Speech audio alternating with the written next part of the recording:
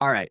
Well, yeah. So teeing it up, we'll take turns. I'll tee up this first one. All right. AI assistants becoming high value attack surfaces. So we had a couple of news articles come out this week talking about number one, how, uh, Google Gemini was exploited via calendar invite as the attack vector, which is pretty gnarly because Lord knows, I click on a lot of calendar invites in a day.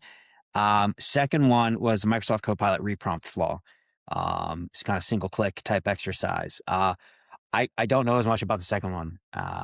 Maybe any initial reactions from you guys, like when you saw that news come out, like what comes to mind for you? Like what's your quick take on it? I think that I was terribly surprised to see more prompt injection attacks. I think that prompt injection is really widespread, and we have to solve this at a much lower level than anybody is actually tackling right now. That we've just invented SQL injection all over again. This is just a classic case of confusing data and code, no different than any other injection attack, right? But the underlying issue here is that the actual LLMs themselves have no mechanism for telling the difference between the data and the code, because it's all just text. And under the hood, Yeah. they want you to be kind of confusing this as well, because as a developer, when we're making AI systems, you will frequently manage the context of the LLM. That's a major point in AI engineering. And what context engineering means is editing the conversation to say who said what or whatever. So being able to just inject into the context is almost a feature and a bug. I'm not sure what the answer is there. Maybe there has to be some special token that is only used by as a delimiter. But to my knowledge, there's not even any great movement towards a world where there's for parameterized queries for LLMs. Yeah. It's just not even a thing that people are working on. That makes me Yeah, think of SQL injection as well, right? It's the control channel, data channel confusion where you don't have two separate ones. They're all being included in the same body of language, essentially. Okay. Yeah. yeah. Well, and I think with a lot of these too, it's not brand new, right? But it's still early on. We're still very early on in the adoption of these, the deployment of it. So we're getting so hyper focused on the remediation. So we say, okay, cool, we found some prompt injection, and we're good with this plus an n plus one variation of it. But we're not thinking about those other edge cases, those other side cases when we're remediating these sorts of things. And so, with the Gemini flaw, right, going in through calendar as an attack vector, that's something that I had the opportunity to do recently, not with Gemini specifically, but looking to exfiltrate data out of a company that had some DLP in place. And I just kept using different tools as ways to get it out that technically they did have some controls in there, but data exfiltration through PowerPoint, data exfiltration through these other ways that's it's not a common vector. They're thinking that nobody's really going to do it, but it's a possibility, a way to get things out, right? So I think we're getting too narrowly focused, or the folks that are looking to fix these are getting a little bit too narrowly focused on it, and maybe not necessarily thinking about what's the underlying root cause of it, right? So not this specific issue, but what's the underlying root cause, and how do we kind of address that? I think is kind of where some of the problems come from. The remediation is just so hard too. To properly remediate. Honestly, most of the remediations have just been in the form of prompting. Just asking the model, hey, pretty please, when you're doing annotations for this meeting, someone might try to tell you instructions in the meeting. Don't listen to them. Those kinds of fixes are so weak. That's that's the equivalent of a regex, right? You're doing the context prompt equivalent of a regex. And ultimately we realized that with SQL injection, what you needed to do was you actually just needed to parameterize the query, which is telling the backend database, this query, this section is data and data only, and don't interpret any of the data in here or characters as control syntax, right? That's what the solve was for SQL injection. I don't know if it's possible to have something like that here to be able to create that delineation, but that does seem to be, if you look at, and I'll say this, all vulns are rooted in, couple dozen different fundamental problems, like the confused deputy problem, this control versus data channel problem. Like they all boil down to a handful of things that are basic security engineering concerns. This is one of them, right? And I don't know that there's a really easy answer to it. I think we're going to continue to see these types of attacks, especially as quickly as people are adopting it and creating features, right? So maybe my TLDR on this one is this fundamentally boils down to one of the classic security problems of control versus data and being able to discern the two. The modern approaches, the current approaches to it are sort of the equivalent of the regex, is trying to tell the model not to treat it a certain way. Dan, your final thoughts on this one? Yeah, this has to be solved like by the like models themselves. Like this has to be solved at the frontier model level. Because the models themselves just don't fundamentally have a way to determine the difference between data and code. It's all just one thing. Yeah. And the APIs try to do it, or they try to prompt their way out of it, and those can kind of work and kind of not. But it's all just papering over the real fundamental issue. It was clearly just not built with security in mind, which is fair because this is all super brand new and catching a lot of users really quickly. So I do expect that to happen at some point, but it's going to take some like real engineering on the back end. Yeah. Cool. All right, next one. Social engineering is shifting to trusted business channels. Basically, attackers are increasing the use of LinkedIn, QR codes, and those types of things to deliver malware, harvest credentials. The usual payloads, slightly different variations. Is there anything new here?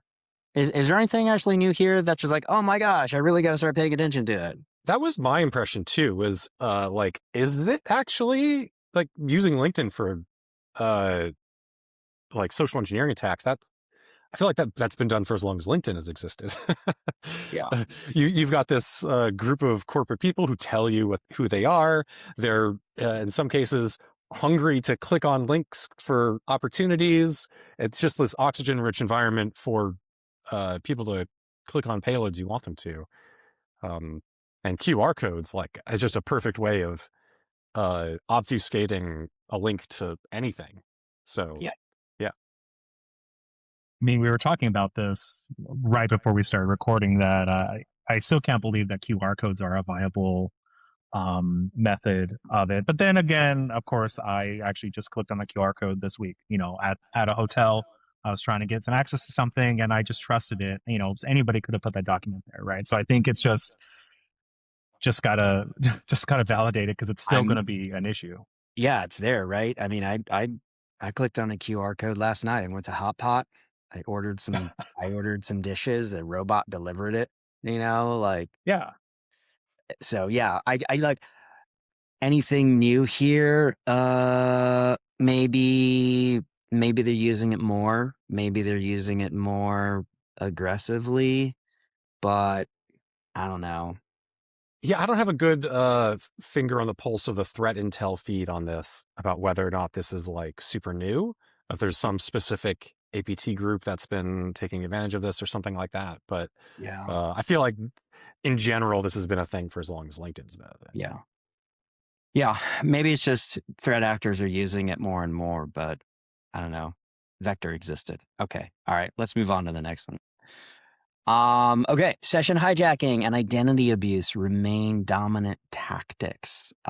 Basically credential harvesting and session theft, kind of still being popular over traditional password cracking.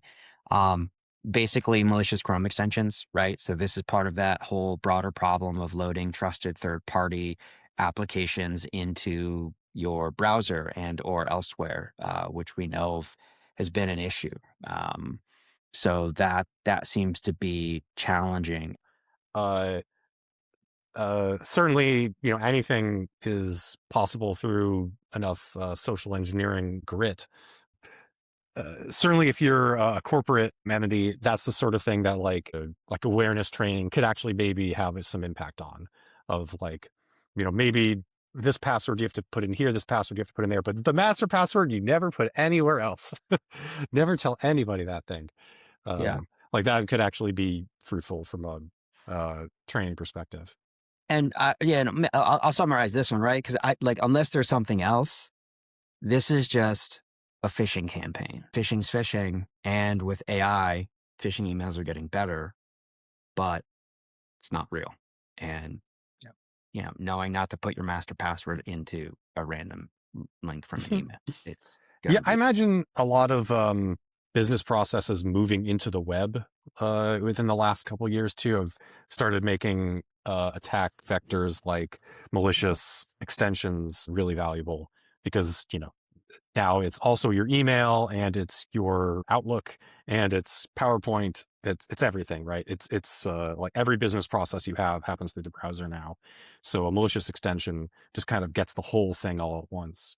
Well, So and also, like, I think part of it too, again, nothing new here. This is phishing, but there's also just so much fatigue from vendor emails and stuff that I'm getting constantly, other people. So if I get 12 emails from LastPass, telling me about a conference coming up or something else coming up, and then I see an email with LastPass somewhere in the domain, but I don't fully qualify out that domain. And I'm like, oh snap, I've got 12 other things to do and I've got a meeting in 2 minutes. Let me just jump in and make sure that this vault doesn't get locked out because I'm going to, my butt's on the line if this gets popped or we get locked out, right? So it's just fatigue and they're just taking advantage of the situation of people that are very busy with a lot of stuff going on. And, comes down yeah. to targeting the weakest part of the link, which is the user. Yeah, along those lines, a pet peeve of mine is when organizations will uh, kind of water down their own security brand by using these like domains that are not, or have weird subdomains that are, or primary domains that aren't subdomains from the main domain. So I don't know if we could use this, but the Vanguard, when you log in, you go to my.vanguardplan.com. It's like why is that the place you log in at? Like it looks like a phishing site. Like that is the kind of domain that I would make to fish I'm seeing people that. for Vanguard. Yeah, Like, I know what you mean. I know what you mean. Yeah, it's hard to know because I don't actually know if vanguardplan.com is Vanguard or if it's like that's what I'm Vanguard. saying.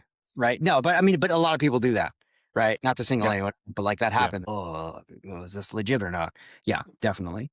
All right. Zach, any quick takes on patch confidence eroding and sort of the concerns that some people are reporting about like FortiGate patches not actually working and them still getting hacked? I get it, right? I get it from both sides because if you have a major vulnerability in your software and your product, like you're trying to get that out there. And it kind of goes back to some conversations we had earlier about you're trying to do as best you can to remediate the issue, but you may not be thinking about that n+1 variation, one or two kind of like degrees removed that the core of the issue is still there. I think that becomes problematic. And then you also get customers that are just like, well, if this patch isn't going to fix it, why am I going to rush potentially breaking my product? Let me go ahead and just get an exception and stuff. And that just, all that does is just benefit the attackers, benefit the folks who are, gaining, from these vulnerabilities and stuff. And I think, I don't know what the answer is because the answer is not necessarily more time, but I think it's trying to think strategically about these remediation that we need to do for these sorts of vulnerabilities. Yeah. I mean, one, I'm glad that people are trying to get patches out quickly because I think that, if you look back on my career, like for a long time, patching was like, sometimes we just won't do it, right? Sometimes just wouldn't even do it. So look, I applaud any vendor that's going out there and patching things. I would say though that maybe look, recognition that this is a tricky problem, especially with appliances. It's very difficult and variations are always going to be possible with an attack that you've got to take into account. And you have to balance, again, from the vendor perspective, like you got to balance being able to get something out quickly versus getting something out thoroughly and perhaps having a bit of grace to say, yes, we're going to patch this because we know that it blocks at least this direct primary attack. Keep an eye out. We may actually, launch another patch or release another patch that does an even better job. And yeah, it's going to be a little bit of extra work, but we're doing this so that we can balance speed versus completeness. And, you know, that could be it. But at the same time, like, the moment you release a patch, the moment everyone's reversing it to figure out exactly where the original attack vector was. So you start the clock against yourself, against a broader set of attackers as well. So those are all the things you've got to consider. Well, I think a key part of that too is also just the communication aspect. That's something you kind of hit on without explicitly saying it. But I think a vendor being willing to just kind of say, hey, we're working on this and we're going to keep you guys updated, whether it's through a newsletter, whether it's through this site, we're going to keep you guys updated on our progress, on our testing, and whatever else we're going to do to continue to monitor the situation. It doesn't stop once a patch gets released. As long as this is still being exploited in the wild, as long as there's still, customers or products being targeted, we're going to continue to monitor the situation. I think that's an important part of the process as well. I don't know if it was the case here. It's hard to say. Sometimes what happens as well with vulnerabilities like this is that there's like a short-term and a long-term fix. That you look at the vulnerability internally, and you realize like, oh, this is going to take like a month to engineer the proper fix to. We have to change some entire subsystem and how it works. Right. And so in the meantime, like, let's just get something out that kind of band-aids over the problem. And maybe the band-aid didn't work as well as they thought. And that like, there's a better fix coming down the line, maybe. Yeah. Drop some sandbags until we can get something more permanent in place. But like, it's going to at least prevent the worst of the flooding. So yeah, it sucks. It's extra work. Nobody wants to move sandbags. That's at least the charitable version of what happened. Who knows the actual, I'll take the vendor perspective again here, just because we work with a number of those teams, and I got we never try to drop a 0 day on a Friday. Like, that's just not nice, right? What's the point? We want to release research, we want to share it with people in advance, but we're not going to publish on a Friday. Like, that's brutal, right? Their jobs are hard enough. I think everyone's got really good intent in trying to secure the products and the appliances that they're selling, the software that they're selling. Everyone's trying to achieve the same goal here. It is one of those really difficult things. You're not going to make everyone happy, but at least you can be clear around the expectations of what you're going to try and do. And this is the approach that we're taking. I'm balancing speed versus completeness here, and I'm just giving you enough to build sandbags for now. So, okay. Last one, Void Link. Claims that it's been fully AI generated. What's to know about it, Dan? That's entirely plausible. So, like, to the extent that virtually all software going forward is going to be at least in part written by AI, like, that's just going to be the way that software engineering is done. So right off the bat, like, that doesn't surprise me to learn that piece of software doing literally anything was written in whole or in part by AI. I think that there's some parts specifically about malware development that is like really helped by AI too. Because one of the things that like it's really good at is that AI just doesn't get bored. So it's really good at doing a lot of laborious things where you look at it, it's not hard, it's not intellectually difficult, but it would just take you forever as a human being to do it. So for instance, like migrating some piece of software that, from like one cloud to another. You have some piece of malware that like works on AWS, but boy, I'd really like for this to be able to target Azure as well. Like, that is one prompt away from you just saying, oh yeah, can you also support Azure now? And the model can like do that really well. That's exactly the sort of thing that models are good at. And that is what I expect is a lot of what's happening here. Yeah. So in this case, AI was used as a coding agent to help develop the malware in a really rapid time frame.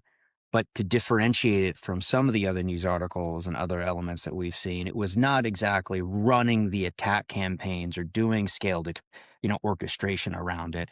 Instead, it was programming. Yeah. Okay.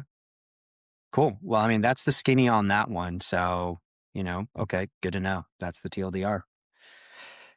Awesome. Well, those are the topics for this week that we've got. Shoot us any questions or any additional future topics that you might want our perspective on. We're just getting this kicked off and figured it'd be a good opportunity for us to actually just give you the real take on things that are coming out. Do you need to worry about it? Do you not? What do we think? Is it anything really that novel? And Or is it just one of the 20 fundamental security problems that have plagued us since the beginning of time? So thanks for listening.